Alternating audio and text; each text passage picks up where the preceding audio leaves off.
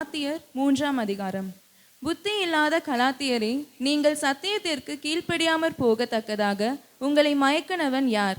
இயேசு கிறிஸ்து சிலுவையில் அறையப்பட்டவராக உங்கள் கண்களுக்கு முன் பிரதியட்சமாய் உங்களுக்குள்ளே வெளிப்படுத்தப்பட்டிருந்தாரே.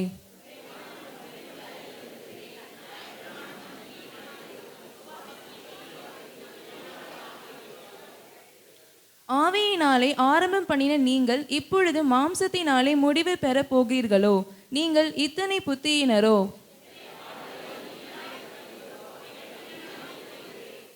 அன்றியும் உங்களுக்கு ஆவியை அளித்து உங்களுக்குள்ளே அற்புதங்களை நடப்பிக்கிறவர் அதை நியாயப்பிரமாணத்தின் கிரியைகளினாலேயோ விசுவாச கேள்வியினாலேயோ எதினாலே செய்கிறார்?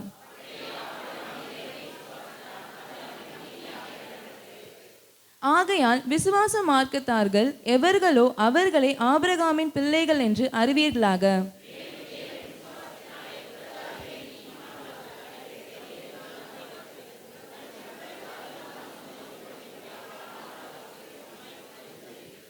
அந்தபடி விசுவாச மார்க்கத்தார் விசுவாசமுள்ள ஆபிரகாமுடனே ஆசீர்வதிக்கப்படுகிறார்கள்.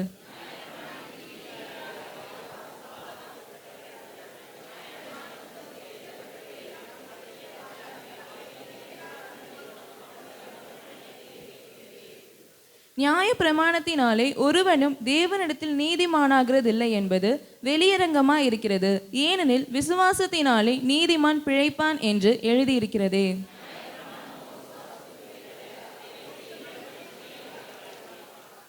மரத்திலே தூக்கப்பட்ட எவனும் சபிக்கப்பட்டவன் என்று எழுதியிருக்கிறபடி கிறிஸ்து நமக்காக சாபமாகி நியாய பிரமாணத்தின் சாபத்திற்கு நம்மை நீங்களாக்கி மீட்டு கொண்டார்.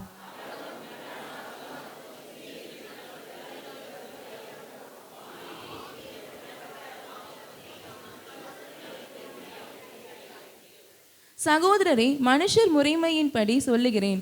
மனுஷர்களுக்குள்ளே உறுதி பண்ணப்பட்ட உடன்படிக்கை ஒருவனும் தள்ளுகிறதும் இல்லை, அதனோடே ஒன்றையும் கூட்டுகிறதும் இல்லை.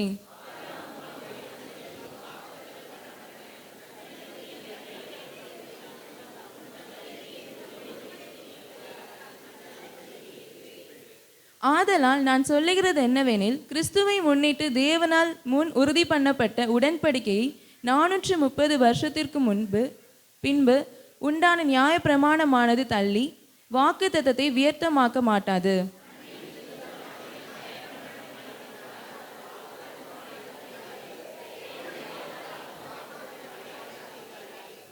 அப்படியானால் நியாய பிரமாணத்தின் நோக்கம் என்ன?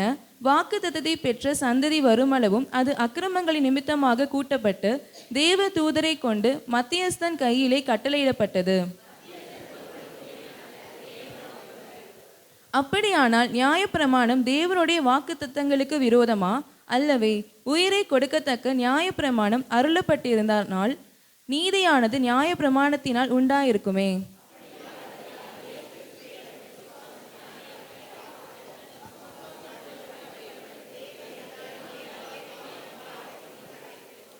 ஆதலால் விசுவாசம் வருகிறதற்கு முன்னே வெளிப்பட போகிற விசுவாசத்திற்கு ஏதுவாக நாம் அடைக்கப்பட்டவர்களாய் நியாய பிரமாணத்தின் கீழ் காவல் பண்ணப்பட்டிருந்தோம்.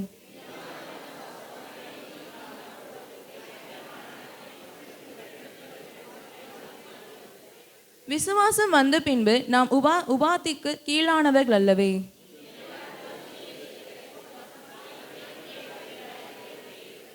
ஏனெனில் உங்களின் கிறிஸ்துவுக்குள்ளாக ஞானஸ்நானம் பெற்றவர்கள் எத்தனை பேரோ அத்தனை பேரும் கிறிஸ்துவை தரித்து கொண்டீர்களே.